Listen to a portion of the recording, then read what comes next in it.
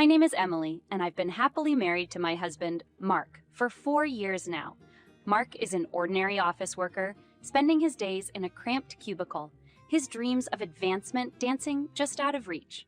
But he never lost hope and constantly assured me that his promotion was just around the corner.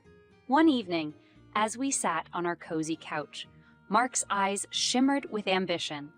"Emily, I can feel it in my bones," he said, his voice filled with determination. "This year is the year I finally get that promotion. I've been working tirelessly, putting in extra hours, and networking with the right people. I promise you, soon we'll be celebrating my success." I leaned in closer, feeling a mix of pride and anticipation. "I believe in you, Mark," I replied, placing a comforting hand on his knee. "Your hard work and dedication will pay off. And when it does, we can finally start planning for our little family." A soft smile spread across his face as he entwined his fingers with mine. "Yes, Emily, our dreams are just around the corner. I can see it. And if, by some chance, the promotion doesn't come through, I have a backup plan. I'll open my own firm. We won't let anything stop us." In that moment, hope filled the room, intertwining with our love and dreams. The future seemed bright and promising, and I eagerly awaited the day when we could bring a child into our loving home. Little did I know that our journey would take an unexpected turn, shattering the illusions of our happy life and testing the strength of our bond. But that, my dear reader, is a tale for the chapters yet to come. The sun bathed our cozy dining room with a warm glow as we gathered around the table, enveloped in the comforting embrace of family. Laughter echoed through the air as we shared stories and caught up on each other's lives. It was one of those rare moments when time seemed to stand still, and all that mattered was the love that bound us together. Seated next to me was my beloved older sister, Rebecca, her infectious smile lighting up the room. We were more than sisters. We were best friends, confidantes, who shared secrets and dreams. Her presence always brought a sense of comfort and security.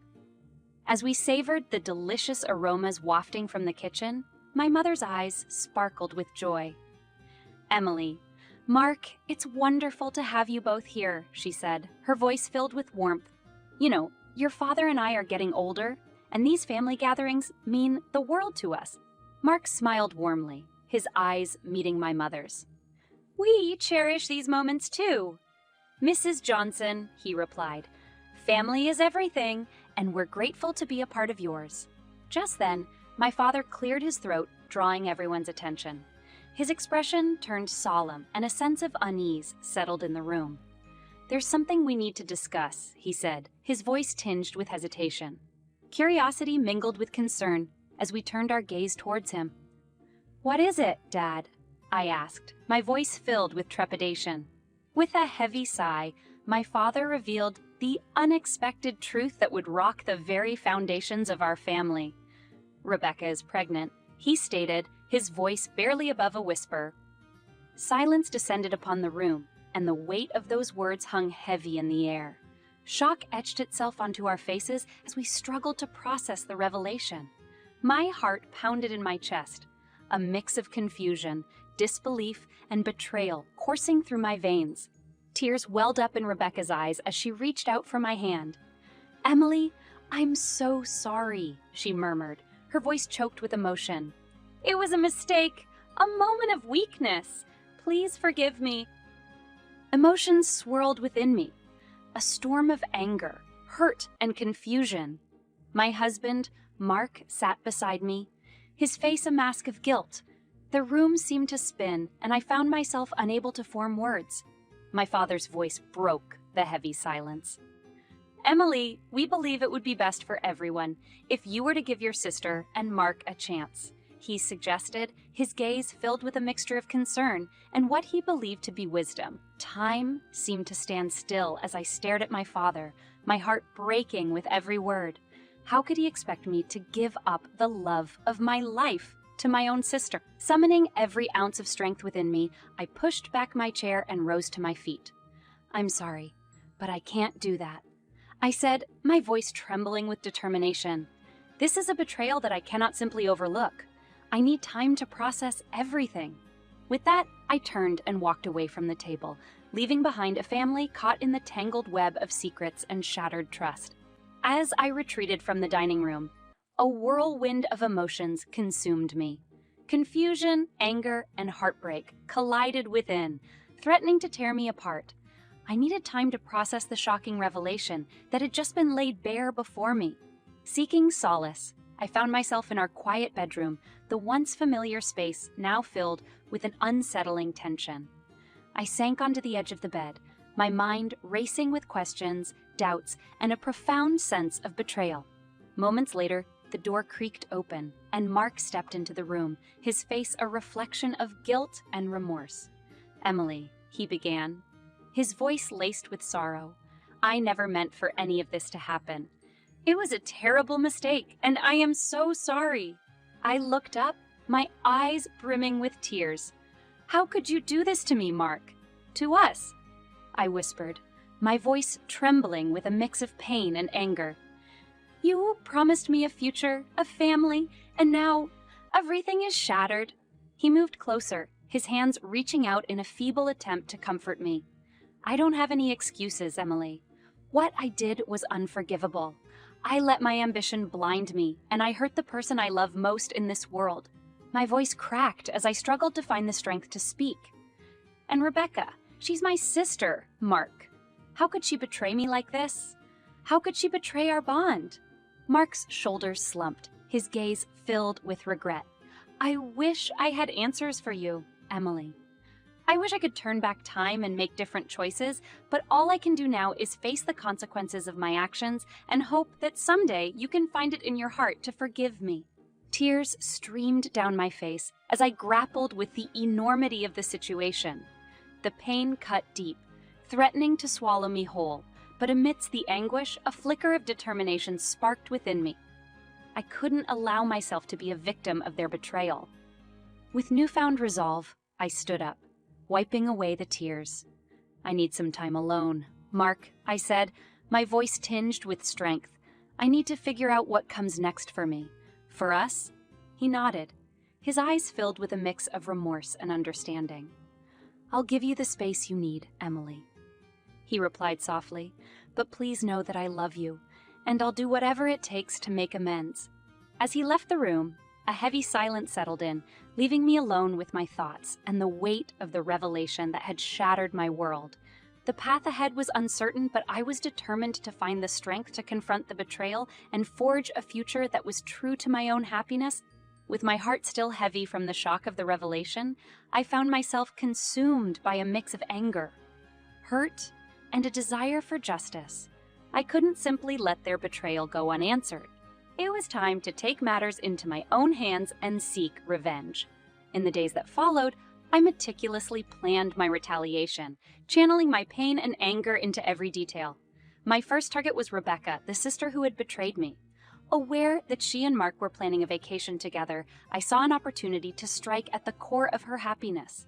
As they packed their bags, readying themselves for their trip, I entered Rebecca's apartment, fueled by a vengeful determination. I gathered all of her belongings, every trace of her presence, and loaded them into a truck. But instead of delivering them to her, I directed the driver to a local charity, ensuring that she would be left without her cherished possessions. The act itself brought a bittersweet satisfaction, a twisted form of justice. I wanted her to experience even a fraction of the pain she had inflicted upon me. It was a small but necessary step in my journey towards reclaiming my own happiness. But my revenge didn't stop there. In the midst of my fury, I stumbled upon a series of incriminating correspondences between Mark and his friend. They contained insults aimed at Mark's supervisor, alongside a plan to quit if the long-awaited promotion didn't materialize.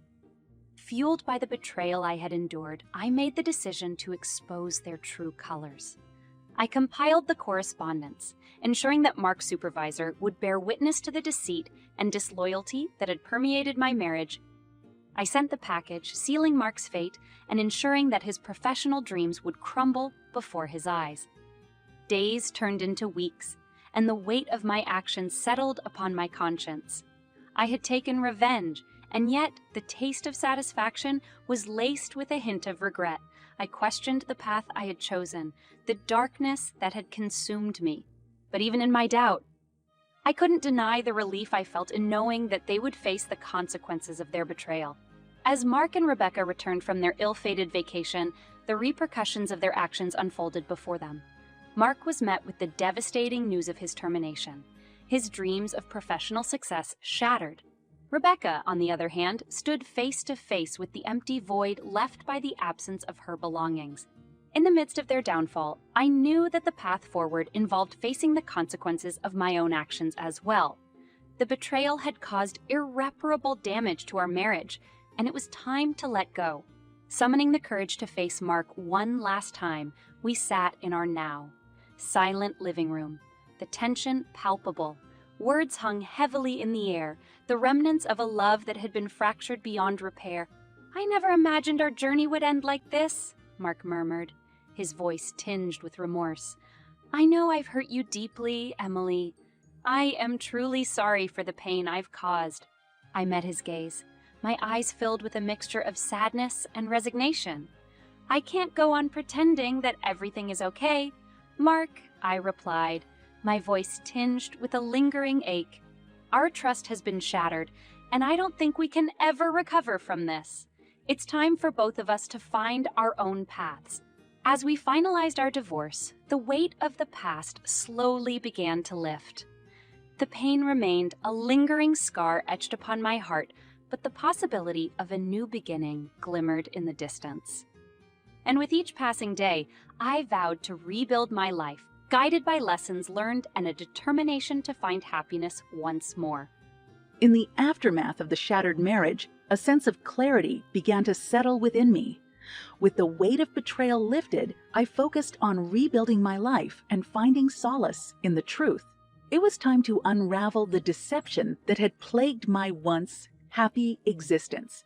One evening, as I sorted through the remnants of our shared life, a stack of papers caught my attention. Among them was a forgotten envelope, sealed and tucked away, holding secrets that would further unravel the web of deceit.